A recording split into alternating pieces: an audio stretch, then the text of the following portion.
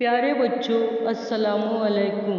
आज ज़िला परिषद उर्दू मिडिल स्कूल नांदगांव पेट में तकरीरी मुकाबला लिया गया, जिसमें पहली जमात से लेकर चारुम जमात के बच्चे शामिल थे। तकरीर का उन्वान था मेरा पसंदीदा रहनुमा और दूसरा उन्वान था शजरकारी। तो चलिए देखते हैं प्रोग्राम की शुरुआत करने जा रही हूँ। सबसे पहले तिलावत कुरान के लिए मैं दर्जा शशून से कुदसी अहमद को आवाज देती हूँ कि वो आए और तिलावत कुरान पेश करें। महफिल की इब्तिदा है कुरान मजीद से, महफिल की इब्तिदा है कुरान मजीद से, रहमत के फूल बरसेंगे जिक्र सईद से।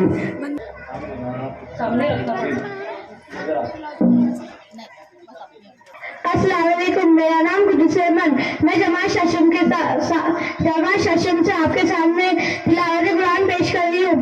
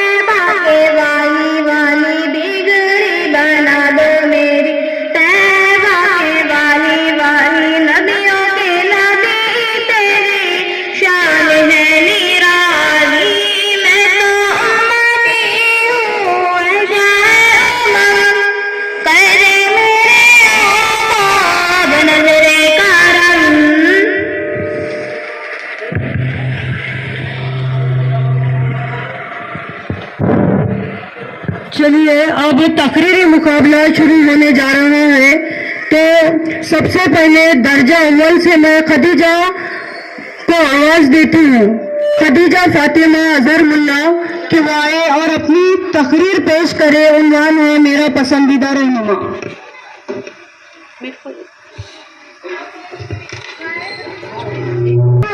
मेहमाने खुसूसी और मेरे प्यारे साथियों, नए दरख्त लगाना चाहिए और उनकी हिफाजत करनी चाहिए। खास तौर पे हम बच्चों को जब किसी होते हैं तो हमें हींग और सागर गोटी भी दरख्तों से ही मिलती है।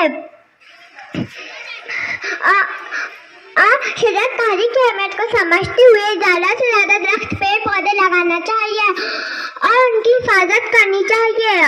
इस तरह हम तंदुरुस्त रहेंगे। इतना कह के मैं अपनी तकरीर शेर के साथ खत्म करती हूँ। शजर भी दूसरों का दर्द समझते हैं, शजर भी दूसरों का दर्द समझते हैं। जले खुद धूप में लेकिन हमें साहे में रखते हैं, जले खुद धूप में लेकिन हमें साहे में रखते हैं। तो एक बार जोरदार ताली इसके लिए। बहुत अच्छे।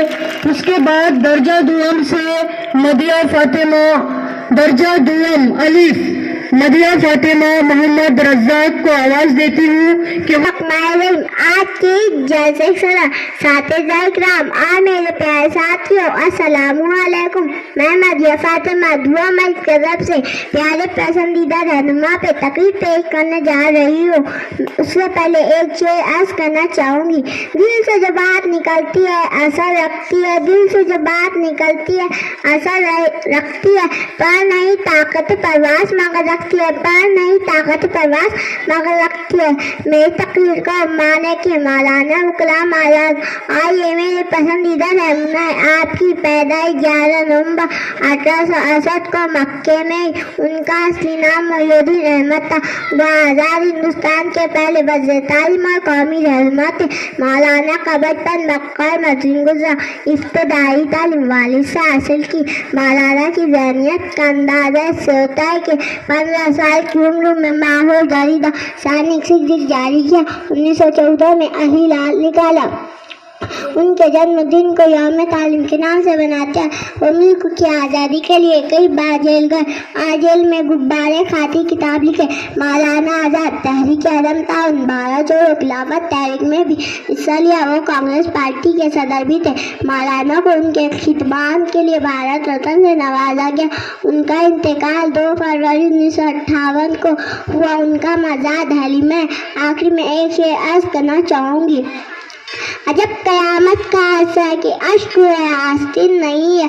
अजब कयामत का आशा कि अश्क आस्तीन नहीं है। ज़मीन की रौनक चले गई है उफ़क़ पे मेरे मुबिन नहीं है। ज़मीन की रौनक चले गई है उफ़क़ पे मेरे मुबिन नहीं है। मौलाना आज़ाद का लिखा हुआ एक शेर। मरने के बाद भी वही कश्मकश खुदा, मरने के बाद भी वही कश्मकश खुदा।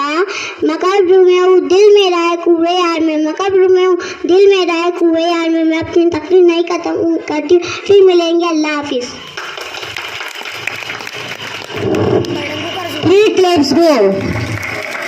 इसके बाद दर्जा दुआम अलीफ से ही आदिश हसनैन को इस शेर के साथ आवाज देती हूँ कि वो अपनी तकरीर लेकर आए शजरकारी की अहमियत। साये में बैठी हुई नस्ल को मालूम नहीं, साये में बैठी हुई नस्ल को मालूम नहीं, धूप की नजर हुए पेड़ लगाने वाले।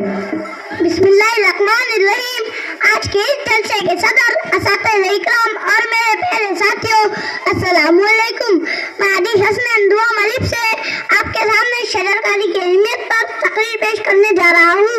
शजरकारी की अहमियत, जो आज ये पौधा वो शजर हो के रहेगा, जो आज ये पौधा वो शजर हो के रहेगा।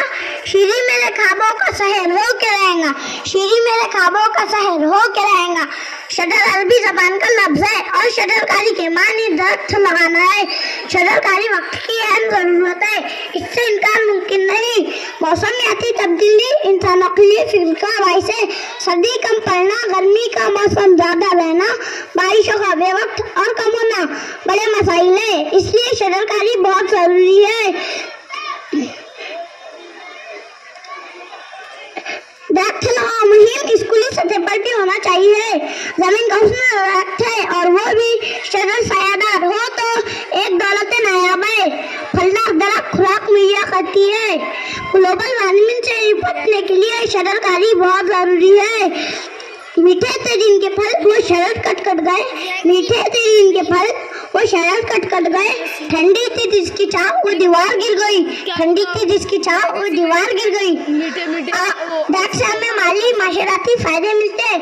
दरख्त से हमें लकड़ी मिलती है जिससे हम घर बनाते हैं, फर्नीचर बनाते हैं, ईंधन के तौर पर इस्तेमाल करते हैं, कागज भी बनाते हैं, दवाई भी बनाते हैं। इसके पत्तों और शाखों से जानवरों को चारा मिलता है। इसके पत्तों और शाखों से जानवरों को चारा मिलता है। दरख्त आलूदगी से बचाते हैं। दरख्त इंसानों की बका के लिए ऑक्सीजन मुहैया करती है। और रात जो ईंधन के लिए कट के गिरा है, और रात जो ईंधन के लिए कट के गिरा है। चिड़ियों को बहुत प्यार था उस बूढ़े शरर से, चिड़ियों को बहुत प्यार था उस बूढ़े शरर से। एक शायर ने क्या खूब कहा है, एक शायर ने क्या खूब कहा है। शजर भी क्या दूसरों का दर्द क्या सीने में रखते हैं, शजर भी क्या दूसरों का दर्द सीने में रखते हैं। गले खुद धूप में लेकिन हमेशा ए में रखते हैं, गले खुद धूप में लेकिन हमेशा ए में रखते हैं। हम आज ही अहद करें कि हम सब दरख्तों की हिफाजत करेंगे। शजरकारी की अहमियत वफादियत से लोगों को बेदार करेंगे। आखिर में एक शेर अर्ज करना चाहूँगा। एक दो पैर सही कोई खयाबा ना सही, एक दो पैर सही कोई खयाबा ना सही। अपनी नस्लों के लिए कुछ तो बचाया जाए, अपनी नस्लों के लिए कुछ तो बचाया जाए। हम तो महीनों में सायों की रफाकत से मगर आने वालों के लिए पेड़ लगा देते हैं, अल्लाह हाफिज़, फिर मिलेंगे। देखिए जो बच्चे खड़े हैं हाई स्कूल के डिसिप्लिन का ख्याल रखेंगे और बाहर सुनेंगे। छोटे छोटे बच्चे हैं यहाँ पर जो अपनी तकरीर पेश कर रहे हैं और मैं तमाम बच्चों से दरख्वास्त करती हूँ कि वो शोर ना करें। इसके बाद में दर्जा दुआम बी से मैं अबू बकर को इस शेर के साथ आवाज देती हूँ कि जिस पेड़ की छाँव भी लगे धूप की मानिंद, उस पेड़ पे पंछी भी बसेरा नहीं करते। शजरकारी की अहमियत। अबू बकर अपना अनुमान लेकर आया है।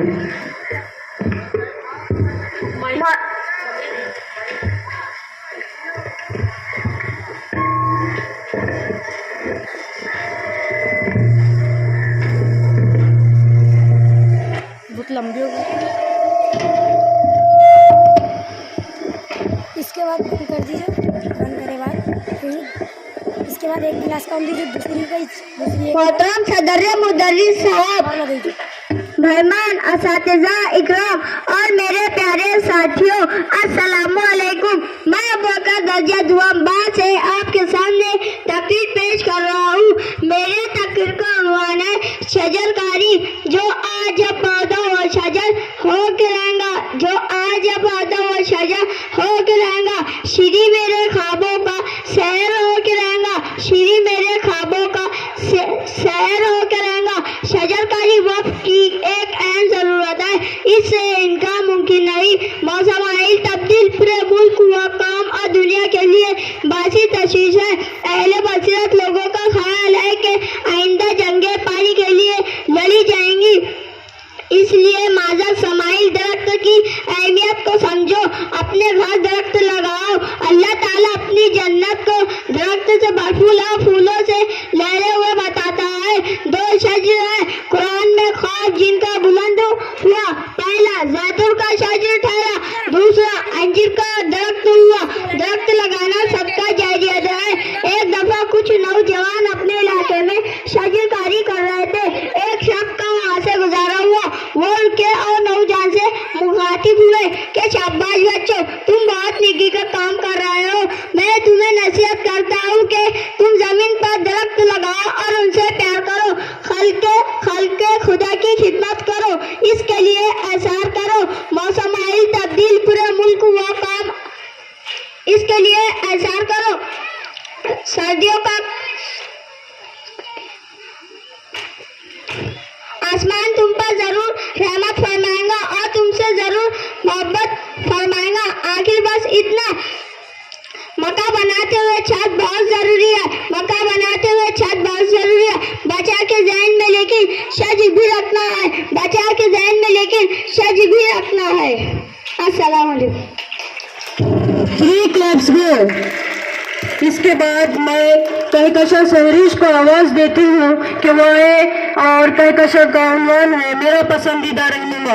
वो खुद ही तय करते हैं मंजिल आसमानों की, परिंदों को नहीं दी जाती तालीम उड़ानों की। मोहतरम सदर मुदर्रिस साहब, मेरे प्यारे साथी और मेहमान खुसूसी मेरे प्यारे साथियों, अस्सलाम वालेकुम। मैं आपको अपने पसंदीदा रहनुमा के बारे में बता रही हूँ, तो सुनिए। मेरे पसंदीदा रहनुमा का नाम डॉक्टर आदा किशोर साहब अली है, जो कि खुद में टीचर थे। उनकी मेहनत खलूस ने नमाज के एक मुकद्दर सर जैसे ओहदे पर पहुँचाया। जब तक कि अपने अब्बा या टीचर के ऐसे भी अंदर है, उनका ये अंदर टीचर लेकिन आपने महसूस कर दिया। उनका जन्म पास नंबर 288 हुआ। उनको कहना था कि हमारा समाज टीचर के बगैर तरक्की नहीं कर सकता, हमारा समाज टीचर का मामूला मिन्नत है। टीचर इतना पिंडोरा फाउंडेशन डॉक्टर आदा किशोर हकीकतन इनका समझा था। उन्होंने पढ़ाने लिखाने का काम क्लास रूम की 4 दीवार के अंदर अंजाम नहीं दिया, बल्कि उन्हें बाहर भी इस काम में मगन गए। मैं कहने का मतलब यह है कि उन्होंने पढ़ाई पर फोकस दिया। मेरा आपको मैसेज है कि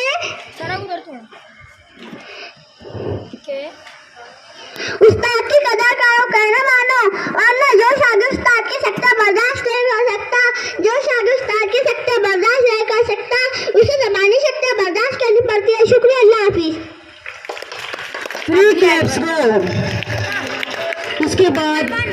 सोम से तुम शेख सर, हमारे क्लास टीचर का नाम अमीकुर रहमान सर, हमारे सदा मुदर्रिस का नाम जाहिद इकबाल सर। हम आपके सामने तकरीर पेश कर रहे हैं।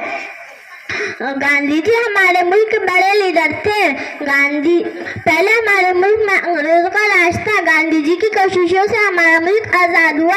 गांधी जी एक छोटी सी कुटिया में रहते थे। वो सवेरे उठकर टहलने जाते थे, वहाँ से आकर वो अपना काम खुद करते। वो सफाई का बहुत ख्याल रखते थे।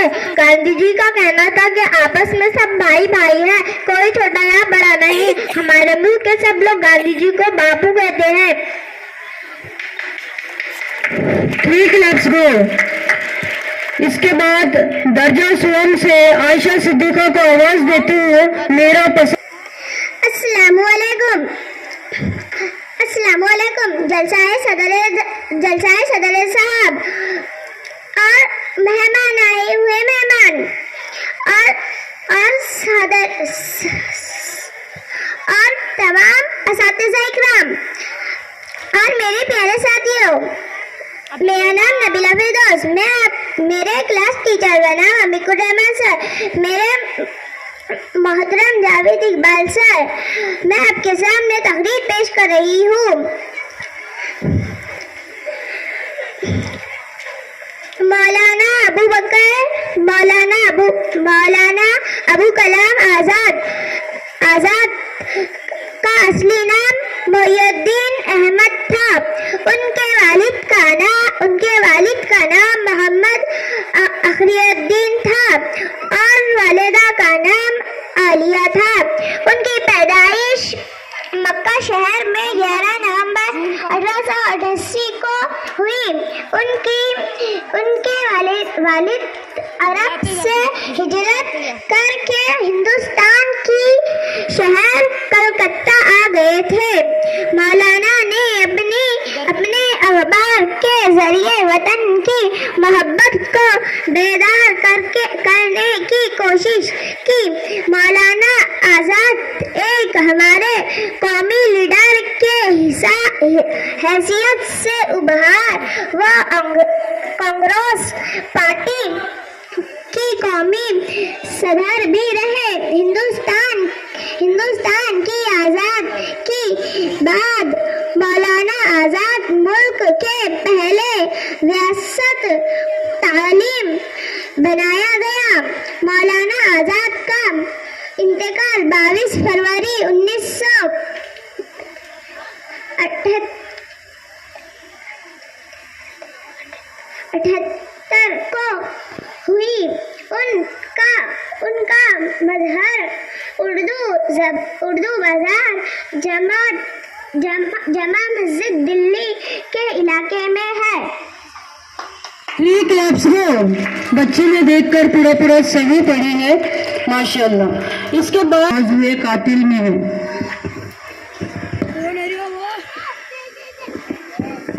जी सर, नहीं। जनाब सदर साहब, तमाम असातिज़ा इकराम और मेरे प्यारे साथियों, अस्सलामु अलैकुम। आज मैं आपके सामने मेरी पसंदीदा शख्सियत इस उन्वान के तहत तकरीर पेश कर रहा हूँ।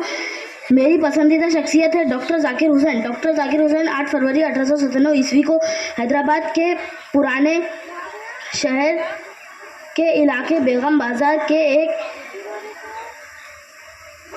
इज्जतदार घराने में पैदा हुए। उनके वालिद